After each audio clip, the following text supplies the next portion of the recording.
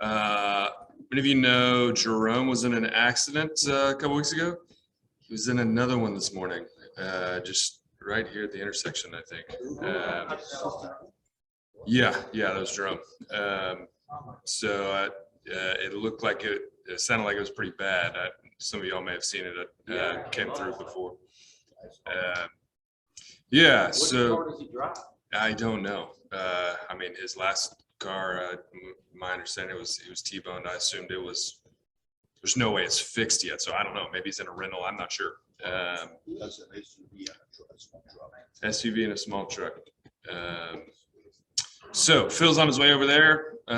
Certainly want to keep him in your prayers. That's 2 significant accidents in just such a short amount of time.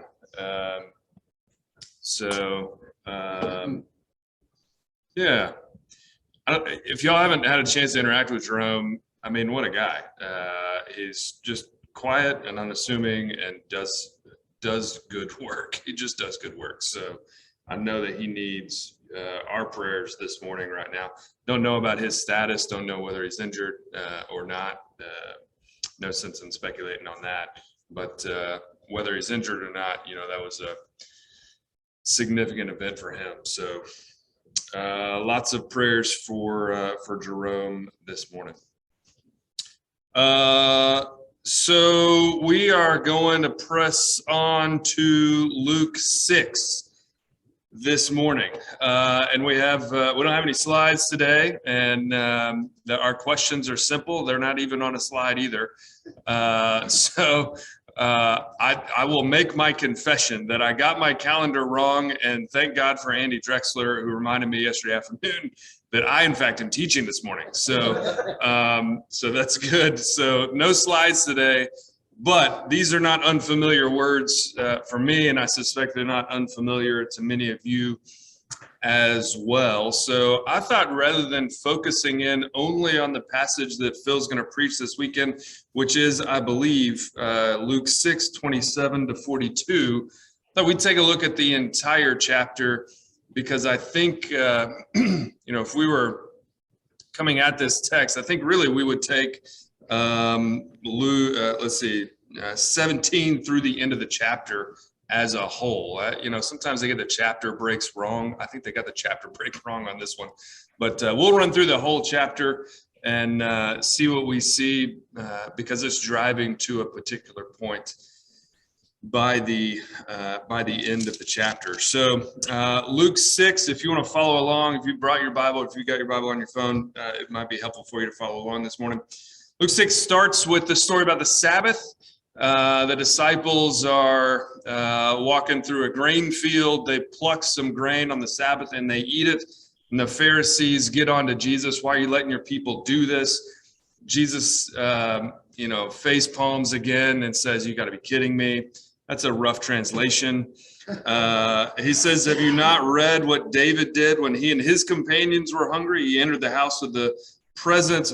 He entered the house of God and took and ate the bread of the presence, which is not lawful for any but the priests to eat, and gave some to his companions. And then he said to them, the Son of Man is the Lord of the Sabbath." To some extent, we feel like, Jesus, is it early in the morning? Have you put your full sentences together? But it does make some sense in this way. What Jesus says, he's calling back to a story in 1 Samuel 21. If you want to go back and read it, it's an interesting story. He calls back to that story and says, look, necessity sometimes trumps legal stipulations. That's the point. And I got to tell you that I didn't come up with that. I read that somewhere. I thought it was a great line and wanted to share it with you. Necessity sometimes trumps legal stipulations. It wasn't legal for David to eat the bread of the presence that was holy and set aside for the priests, but his men were starving. And don't you think God would prefer for you to not starve than for you to see bread right in front of you and say, "Oh, yes, but this is just for the pastor," right? This makes no sense. And so he's making a case that, wait a minute, have we kept these things in proper perspective? And that's the tie-in to the Sabbath question. Because what Jesus wants to say here, and says explicitly elsewhere, is that the Sabbath was made for humanity. Humanity wasn't made for the Sabbath. So if the people are hungry, they probably ought to eat, even if it is the Sabbath, and it's okay. And oh, by the way, he says, I'm the Lord of the Sabbath. He says, I made this so I can change the rules. Maybe he doesn't say I can change the rules, but he says, I made this. You don't know whose authority you are challenging right now. And then just to prove that he is the Lord of the Sabbath, or at least I like thinking about it that way, the next story, or the next few verses, verses 6 through 11, are the story of a man with a withered hand comes before Jesus. Again, he's still on the Sabbath. The Pharisees are thinking, ooh, I hope he heals him so we can catch him doing work on the Sabbath, which is classic church folk. I mean, Pharisees. And so Jesus, knowing what they were thinking about, heals him. And I love it. I love it. He knows that they're waiting to catch him in a trap. And Jesus is like, all right, well, come on. For the same reason that his disciples ate. What's more important? That we keep the technical stipulations of the Sabbath? Or that this man with a withered hand, we don't really know what that's about. Or is it more important that this man with a withered hand be healed? Jesus's choice is consistent and clear. The Sabbath was made for man, not man for the Sabbath. So he demonstrates his lordship of the Sabbath with not only his teaching, but backs it up with his action. And that's something you see in the Gospels pretty consistently. That Jesus is not only communicating clearly with his words who he is, his actions reveal who he is. His actions reveal, I'm not just a healer. I'm not just a magic guy. I am the Lord of the Sabbath. So an important move there at the beginning of Luke chapter 6. And it says that he goes away to the mountain, prays for a night, and comes down. And this is where we get the list of the 12 apostles. This is in Luke 6:12 to 16. So that's the first kind of third of the chapter. And it really is kind of a lead-in. I think it maybe technically belongs with what comes after it, but it's a little bit separate, because what happens starting in verse 17 is something called the Sermon on the Plain. Some of you may be familiar with that title. If not, the Sermon on the Plain is connected to the Sermon on the Mount, which is Matthew 5 through 7. Matthew 5 through 7 is an incredibly rich block of teaching that is, if you have a red letter Bible. Anybody have red letter Bibles anymore? Right? Absolutely. Yeah, I don't know if people use these things or not. Red letter Bible, anything Jesus says is in red letters. You go look at Matthew 5 through 7, it's only red. It's a huge block of teaching that ought to occupy a significant place in your life. And if you're not familiar with what's in the Sermon on the Mount, you need to get familiar with what's in the Sermon on the Mount, because it is, like I said, it's rich and not long. It's a rich, dense piece of teaching from Jesus about how we ought to live. The Sermon on the Plain is Luke's recording of the same content. Luke truncates it. Luke shortens it pretty significantly, but it's connected to the Sermon on the Mount. So here's where we're going to dig in just a little bit more detail. And I'm going to start in verse 17. He came down with them. So Jesus is coming down off the mountain, and with his newly commissioned 12 disciples, Jesus came down with them and stood on a level place. This is where we get the names, Sermon on the Plain, with a great multitude, or with a great crowd of his disciples and a great multitude of people from all Judea, Jerusalem, and the coast of Tyre and Sidon. And this is where my map nerdiness is really missing out, that I got my dates wrong. I didn't have time to show you this on a map. But if you can picture a map of Israel, what we just heard was that this is a story that takes place in near the Sea of Galilee. So that's in northern Israel. And we have people from Judea, that's southern Israel. So you have northern Israel and southern Israel. What's left? Well, that's the whole thing. And we're intended to hear it, right? We're intended to hear. All of Israel has gathered to hear this sermon. The people from Judea, from Jerusalem and from Galilee. So we have people from the urban center, the center of the universe for Jewish people in Jerusalem. We have people from all the surrounding villages. This isn't just for the country bumpkins. It's not just for the urban elite. This is for the entire country. And oh, by the way, there are people there from the coast of Tyre and Sidon, which is on the Mediterranean Sea. A little bit, it kind of, if you go due west of the Sea of Galilee in northern Israel, that's where Tyre and Sidon are. Tyre and Sidon are not Jewish places. These are not technically within the bounds of Israel at this point. So we have not only all of Israel, urban, rural, we have not only northern and southern, we have the world watching. We have folks outside of Israel. This is one of the points that I like to make anytime we see it, because sometimes we get the sense from the way we tell church history that Jesus came for the Jews, and then Paul took the message to the Gentiles. That Jesus came for Israel, and Paul is the one who carried that message beyond Jews in Israel. That is wrong. It's false. We do ourselves a disservice when we tell our own story that way, because from the beginning of Jesus's ministry, we're only in Luke 6. From the beginning of Jesus's ministry, he was always looking not just internally within Israel, he was looking externally too. Right? There's a reason that Tyre and Sidon have come.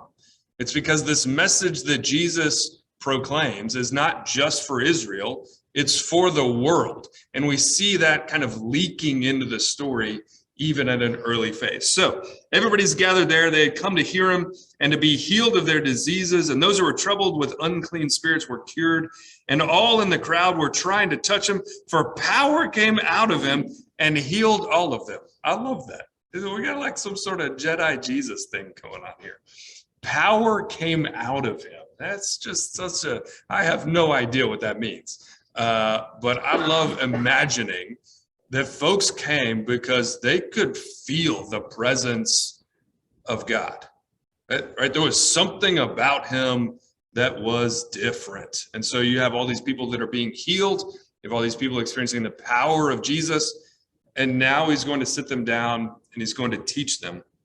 And that's the block of material that we know as the Sermon on the Plain, probably either the same content or the same event that Matthew describes in chapters 5 through 7. So the first block it starts in verse 20. Then he looked up at his disciples and he said, "Blessed are you who are poor, for yours is the kingdom of God. Blessed are you who are hungry now, for you will be filled. Blessed are you who weep now, for you will laugh. Blessed are you when people hate you and when they exclude you, revile you, and defame you on account of the Son of Man. Rejoice in that day and leap for joy, for surely your reward is great in heaven, for that is what their ancestors did to the prophets." We start with this kind of fourfold statement of blessing. And when you go back and read, a lot of times we want to do a comparative analysis between Luke's recording of the Beatitudes and Matthew's recording of the Beatitudes. I think there's a lot to be learned there. It's very technical and I think easy to get lost in that comparison. You can glean some really great stuff out of it, but I thought I would skip that because it's awfully early in the morning.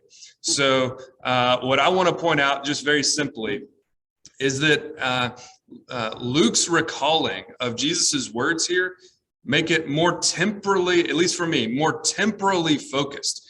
It's easy to spiritualize what we hear in Matthew, but for Luke, he's saying, blessed are you who are hungry now, in this moment. And I think this is important, particularly if we're reading this devotionally, right? We're reading this in order to study it, and we want to glean information from it. When you read this passage more devotionally, right, in a way that's listening for what God might be telling you, if you are hungry now, this has a word for you. You will be filled. You will be filled. If you are weeping now, you will laugh or you will experience joy. Right? There's a temporal experience in these words from Jesus. He's not talking about, in the metaverse, right? He's not talking about in the ether at some future date. If you happen to experience grief, if you happen to experience hunger, he wants you to know that if you hunger now, I'm with you. And there is a better day ahead.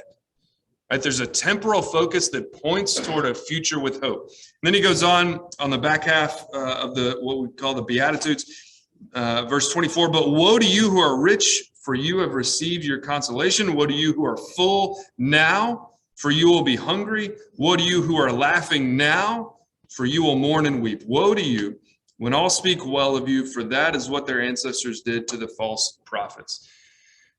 I think easier to skip that. Right? Let's just keep going. Again, there's lots that we could dig into there. I'm pressing towards the back half of this because I think there's some really interesting stuff that I want you to hear about. But I will say, don't skip over the woe to you. This is the form of the Old Testament prophet, right? A lot of times we skip that kind of content because we don't like to think of Jesus saying, woe to you who are rich. Woe to you who are full. This isn't our buddy Jesus that we enjoy hearing about. And frankly, we sometimes wonder, did Jesus actually say that? That doesn't really sound too much like Jesus. Jesus is normally just happier than that. What I want to suggest is this is absolutely Jesus. These are absolutely Jesus's words, and he's falling into the Old Testament prophet form. The Old Testament prophet brings woe unto Israel, but always with a purpose, always with the purpose of turning Israel back to God. And that's what I want to suggest Jesus is up to here. He's not saying, woe to you, because he just enjoys, throwing people into hell, right? We don't get that sense ever. There's just a joy in this. He says, woe to you, because he wants you to know that it's time to turn back. It's time to repent. It's time to come home, if you will. So lots more that we could say about that. But we're going to press on, and I'll ask for questions in a couple minutes. Don't worry.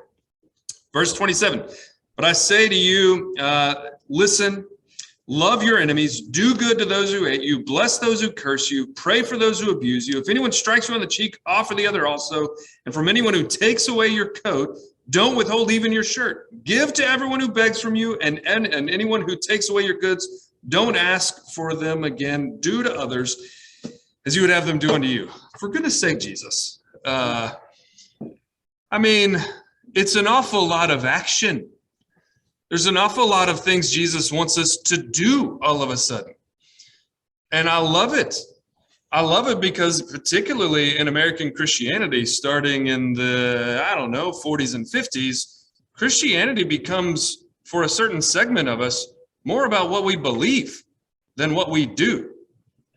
And we have cut out the doing because we think the believing is the point. And Jesus is very clear. It is both the believing and the doing that matters. And that's where this chapter is driving. I'm giving away the punchline a little early, but I want you to listen for the action words because they're going to matter to you, at least I hope, in a profound way in just a minute. The action words that you've heard so far: love your enemies, do good to those who hate you, bless, pray for, offer, don't withhold, give to everyone, do to others as you would have them do unto you. Jesus is crafting a vision for living, for what it means to follow him, that is rooted in action. That action comes out of belief. Belief is not irrelevant. Don't misunderstand what I'm saying. Belief is not irrelevant, but belief disconnected from action is a problem. And I'll show you why in a second. Next couple verses, if you love those who love you, he goes on to say, look, if you like your friends, well, good for you. But that's not very hard. They're your friends for a reason, right? That's not the hard work that I'm calling you into. He's calling you into something that's harder and deeper. He says, let me just read it. For even the sinners love those who love them. If you do good to those who do good to you, what credit is that to you? For even sinners do the same. And if you lend to those who from whom you hope to receive. What credit is that to you? Even sinners lend to sinners to receive as much again. But love your enemies. Here we go with the action again. Love your enemies, do good, and lend, expecting nothing in return. And your reward will be great, and you will be children of the Most High. And that's what I want to suggest is the rationale behind the action that Jesus is commanding. There's a reason Jesus tells us to love one another. There's a reason Jesus tells us to be generous beyond our own instinct and inclination. The reason is we are children of God together. We love our enemies because our enemies are our brothers and sisters. I know it's much easier to cancel them out. It's much easier to just cut them out of your echo chamber. But you cannot cut family out. You can't do it. I know people do. That's part of my story. We'll tell that story on another date. But listen, you cannot cut family out. If they're your enemies, you know what Jesus says?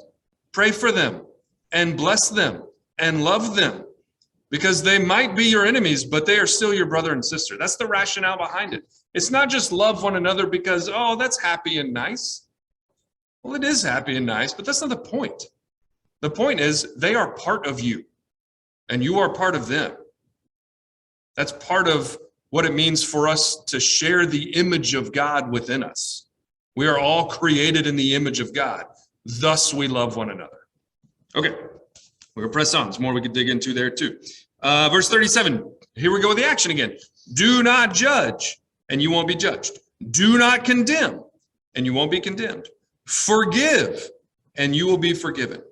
Give, and it will be given to you. Do you hear the action? I mean, it is a hammer. I mean, Jesus, like on an anvil, he is hammering. Do. There is action to be made in these words from Jesus. He goes on, he offers a nice piece about, can a blind person guide a blind person? Will not both fall into the pit, et cetera, et cetera. First, and this is where we get the, let's see, you hypocrite, first take the log out of your own eye, and then you'll see clearly to take the speck out of your neighbor's eye. It's an expansion on the don't judge, don't condemn. And one quick note, dadgum, it's already 7:30. One quick note, when Jesus says don't judge and don't condemn, I think, this is Matt Stone's take, I think what Jesus is saying is, it's not your job to say whether somebody else is going to hell.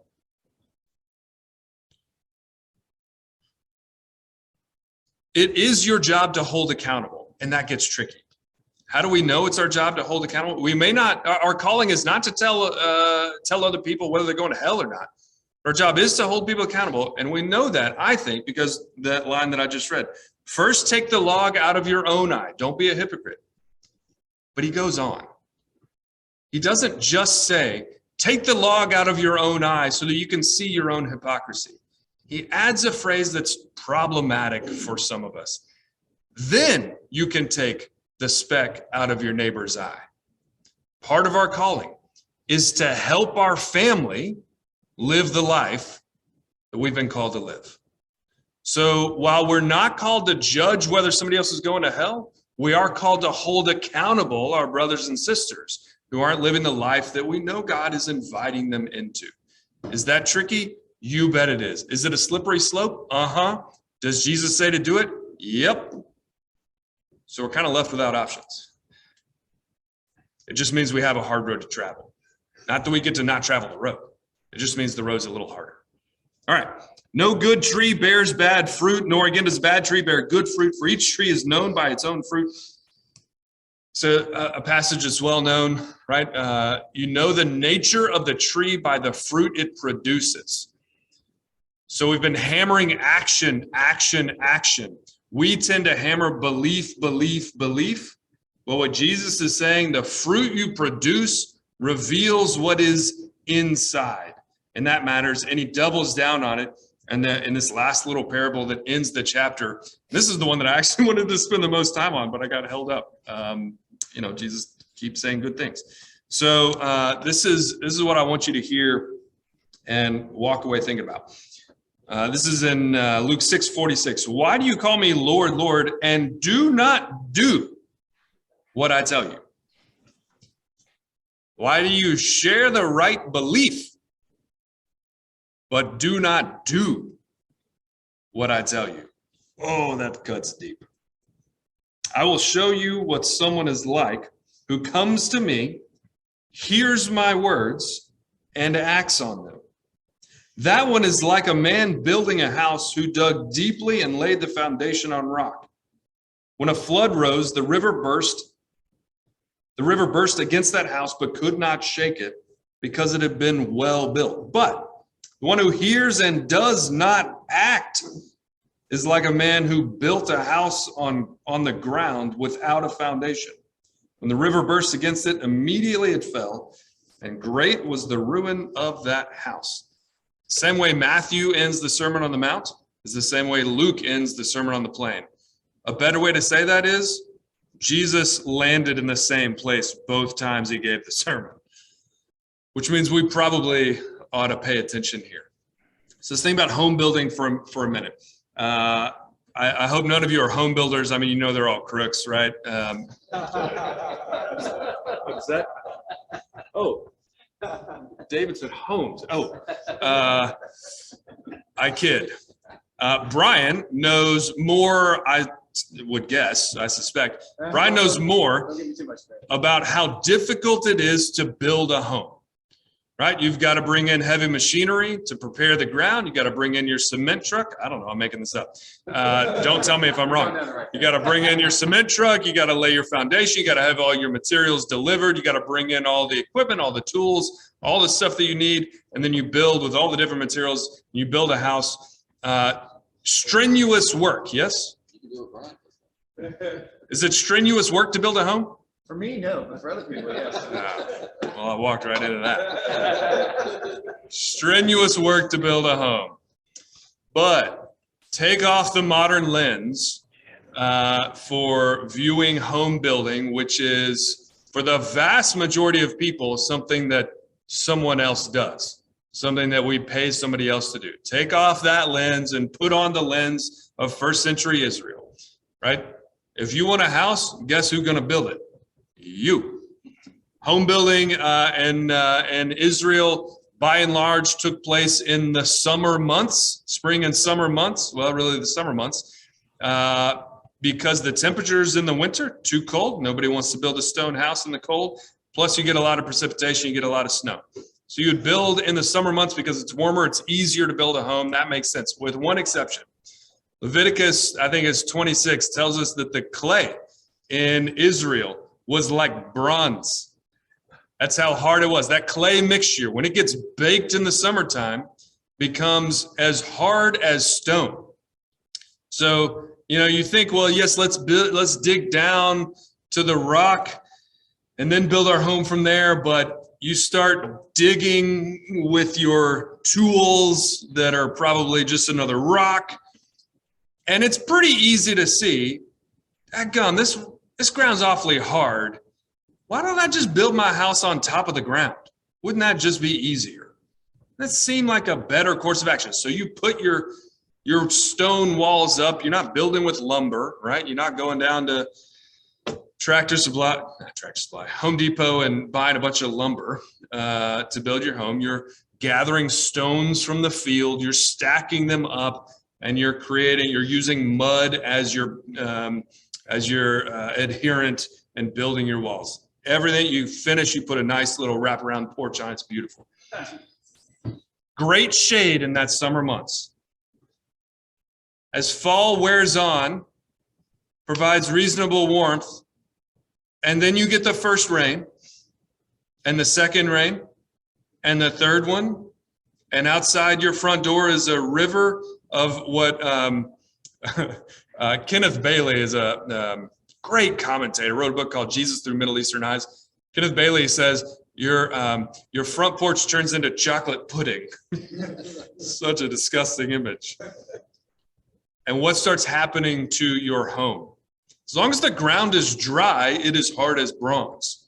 When it gets wet and turns into chocolate pudding, You start to see some of those field stones begin to pop out as your wall buckles and bows and collapses.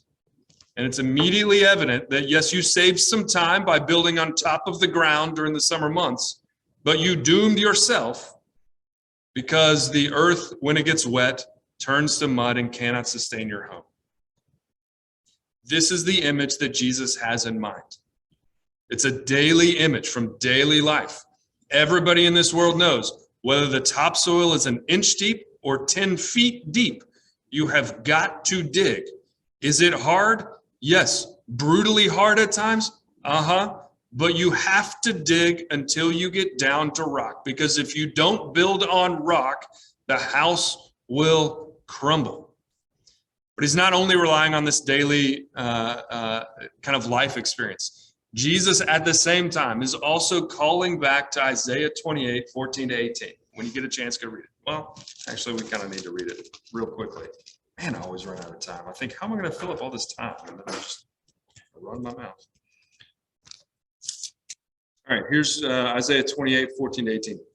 Therefore, hear the word of the Lord, you scoffers, you who rule this people in Jerusalem. Because you have said, we've made a covenant with death, with Sheol we have an agreement. When the overwhelming scourge passes through, it will not come to us. For we have made lies our refuge, and in falsehood we have taken shelter. Therefore, thus says the Lord God, see, I'm laying in Zion a foundation stone, a tested stone, a precious cornerstone, a sure foundation. One who trusts will not panic. And I will make justice the line and righteousness the plummet. Hail will sweep away the refuge of lies, and waters will overwhelm the shelter. Then your covenant with death will be annulled, and your agreement with Sheol will not stand. When the overwhelming scourge passes through, you will be beaten down by it. What a treat. Isaiah is talking to a people. He's talking to Israel at a time when they have allied themselves with Egypt, not God, for protection. They made an agreement with Egypt. Hey, when Assyria comes to attack us, Egypt, will you protect us? And God says, I am the source of protection. If you will build on me, then the storms, when they come, will not bring you down. This promise of a sure foundation becomes a source of hope for Israel. By the time Jesus is walking the earth, two things have happened. The Qumran community, some of you may have heard the Dead Sea Scrolls, those same folks, they've latched onto this passage as a source of hope and a promise. And they believe that if they can gather 12 righteous men and 3 righteous priests, this will be the foundation that will withstand the scourge of Rome. They believe they know how to build the foundation. So you have that story well known to everybody in Israel at the time. You also have something called the Shetaya. I don't speak Hebrew, so I don't know how to say that word, but that's how it's pronounced phonetically anyways. The Shetaya, when Babylon destroys the temple around 587, right?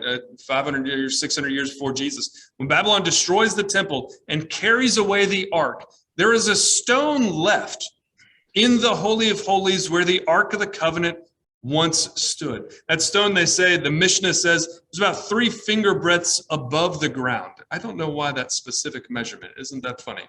But that stone, called the Shetaya, becomes the place when the second temple is built. In the Holy of Holies, this is the place on the Day of Atonement, the holiest day in all of Israel's calendar. This Shetaya is the place where they bring the burning fire pot with the incense that is used to speak to God. They put it on the Shetaya. That word Shetaya means foundation. Everybody in Israel knows that the foundation on which the worship life of Israel is built is in the center of the universe, in Jerusalem, in the temple, in the Holy of Holies, on the foundation stone of the Ark of the Covenant. Everybody in Israel knows what the foundation is. It's not just that thing that we build our actual physical homes on. It's that thing that our entire world is built upon. And Jesus comes along at the end of the Sermon on the Mount and the Sermon on the Plain and says, I'm the foundation. I'm the Lord of the Sabbath. That's where we began our chapter. Where we ended, I am the foundation. If you will build on me, you will not be shaken. If you hear my words and do them, you are building your foundation. You're building your home on me. And note, please note, there is never a promise that the storm won't come. The floods came to the house built on stone and the house built on sand. They came just the same, because that's kind of what happens in life. One of them stands up. How do we build that kind of home? What does that mean for the way that we live our life day in and day out? I suggest to you, it means, yes, believing in the lordship of Jesus Christ, and also doing the things that Jesus has commanded us to do. Just by way of recap, love your enemies, do good, bless those, pray for those, offer generously, don't withhold, give to everyone, do to others as you would have them do unto you, don't judge, don't condemn, forgive, take the log out of your own eye, take the speck out of your neighbor's eye. This is the path to the good life. So, friends, I've spoken too long. I apologize once again. Any questions of clarification before I give you your questions for the day?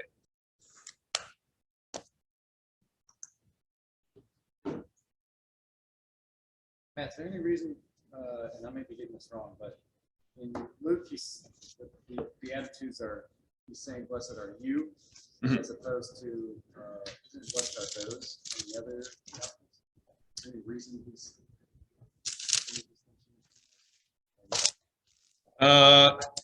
Yeah, there's lots to be learned by comparing Luke's telling of the Beatitudes and Matthew's telling of the Beatitudes. I suspect the answer to your question about Matthew's formulation, blessed are those, Luke's formulation, blessed are you, I suspect there is something in there, and I'll be honest, I don't know what it is. David, Phil, y'all may know the answers there. There's been a lot of study and conversation about all of it. So. Indeed. I agree wholeheartedly.